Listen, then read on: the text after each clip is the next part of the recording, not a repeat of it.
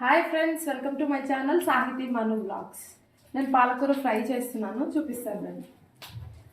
బాండీలో ఆయిల్ వేసుకొని ఆవాలు, జీలకర్ర, మినప్పప్పు, పచ్చిమిరపప్పు,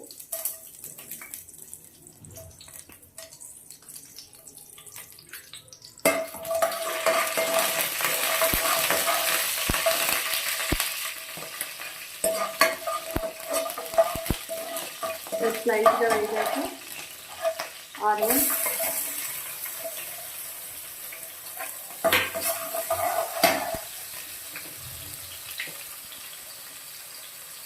కొంచెం సాల్ట్,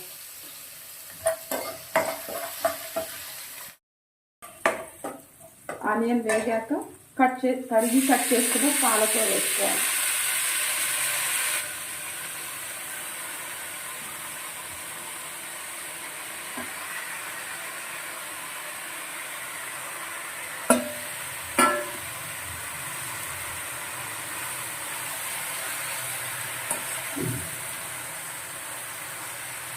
చాలా త్వరగానే ఎగిపోతుంది పాలకూర, క్వాంటిటీ చాలా తగ్గిపోతుంది, ఇంత ఉండదు.